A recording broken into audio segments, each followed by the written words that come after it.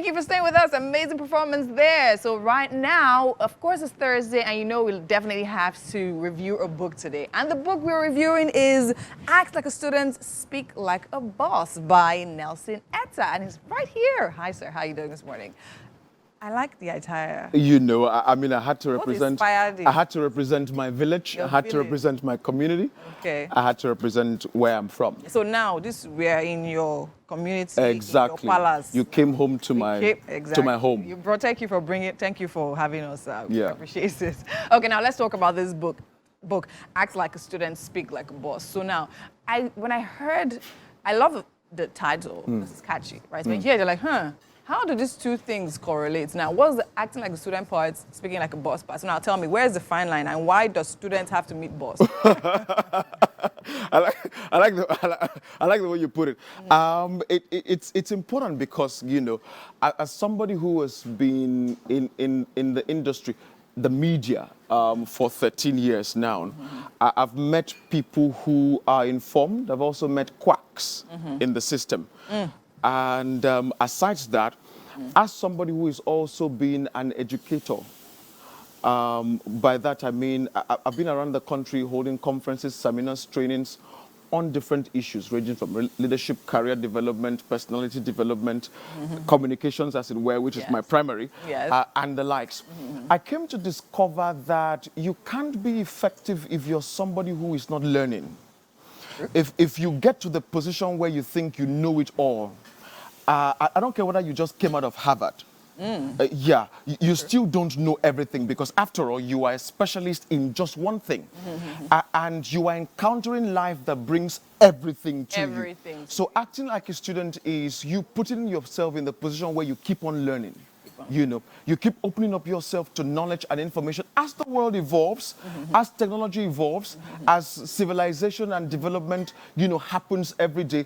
You also have to be a student to that, so that you keep evolving and not being stuck. However, whilst you're learning, you have to be somebody who puts your foot down and be a boss and communicate the core of who you are. Because after all, while learning everything, you will not be everything to everybody at the same time. You have to be something. You have to stand for something. You have to represent something. So speaking as a boss is speaking what you represent, is speaking who you are, is speaking what you know.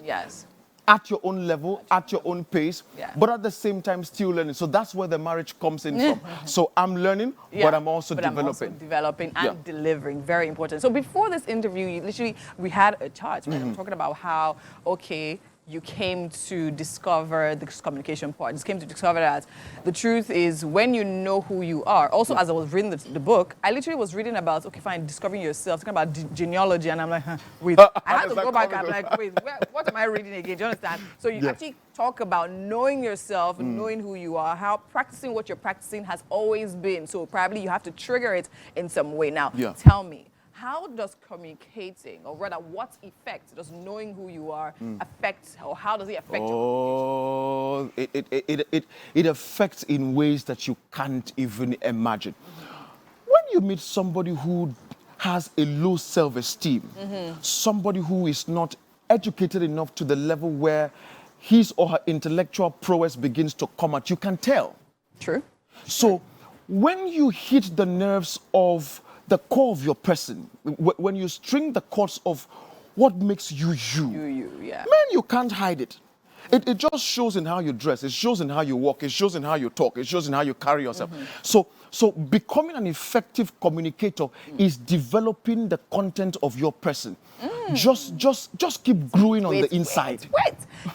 Developing as a communicator. Becoming an effective communicator is developing the content of your person.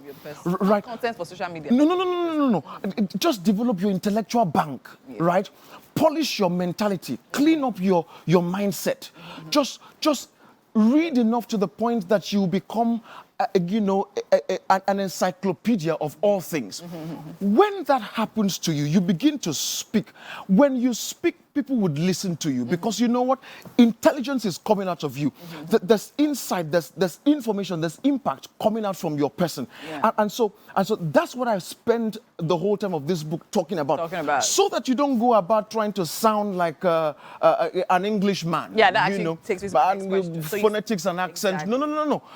It's important. It's important. A lot of emphasis is actually put on that. Say, oh, Yeah, you yeah. enunciate well and all of that. So people focus on how they sound. Exactly. More than what they're actually talking about. So I'd rather listen to somebody who doesn't have a lot of phonetics but is informed than a person who has a lot of English, but then when he's done talking, you can't even calculate what he said.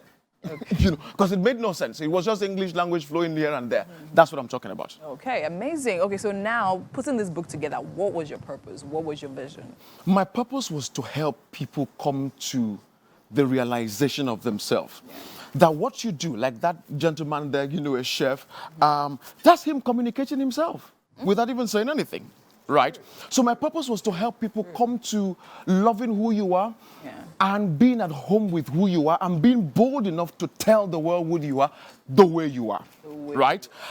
So the book is to help open the eyes of people that what this small thing that I have can become a global name, a global brand. If I pay attention to it, if I develop it, if I work on it, it can sell all over the world. So when you read this book, it hits you every corner. It hits your mind, it hits your intellect, it hits your spirituality, it hits your education side, it hits your marriage, it hits your leadership, you know, part. It hits everything about you, so that when you're done, you can see a 360 of your person. Then you can begin to chart a course of how you want to live your life to your last day. All right. So now there's a chapter here that speaks on before you speak. So now that's like part 6. So now what is the content of that particular chapter? Before you speak, what are the things you're saying we should be aware of? Before you speak, just ensure that you know what you want to talk about. Yeah. And it still goes back to researching and reading up and all of that. Exactly. I mean, you don't want to stand on that lectern and tell nonsense and talk gibberish. You know, you want to be sure you have content.